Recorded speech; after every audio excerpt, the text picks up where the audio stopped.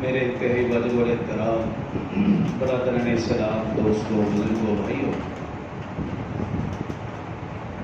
اسلامی مہینوں کے اعتبار سے یہ صفر المظفر کا مہینہ ہے، اور اس مہینے کے حوالے سے زمانہ جاہلیت میں جو لوگوں کے عقائد نظریات تھے، یا آج کچھ لوگوں کے اس مہینے کے متعلق جو عقائد و نظریات ہیں، اس حوالے سے گزشتہ جمعہ عرض کیا تھا۔ تمام عقائد و نظریات کا غلط اور باطل ہونا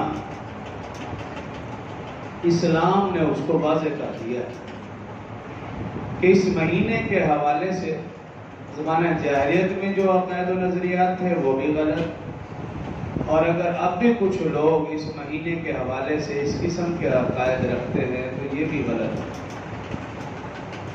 اسلام نے جو عقیدہ دیا وہ ایک صاف ستھرا عقیدہ دیا کہ موت و حیات، عزت و ذلت، نفع نقصان، خوشی غمی، بیماری تندرستی، یہ سب کچھ اللہ کے قبضہ قدرت میں۔ کوئی مہینہ، کوئی جگہ، کوئی چرند پرند، درخت، کوئی بھی چیز بری اور منحوس نہیں، بلکہ نحوست اور رحمت کا تعلق انسان کے اپنے اعمال سے ہے۔ اگر انسان کے اعمال درست ہیں تو پھر رحمتیں اور برکتیں، اور اگر انسان کے اعمال درست نہیں تو پھر نحوستیں ہی نحوستیں۔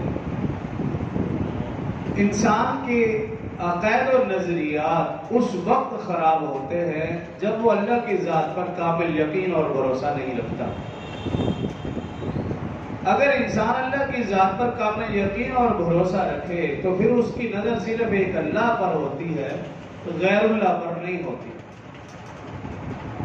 اسے کہتے ہیں توکل۔ آج کے مختصر سے خطبہ میں توکل کے حوالے سے چند گزارشات عرض کروں گا۔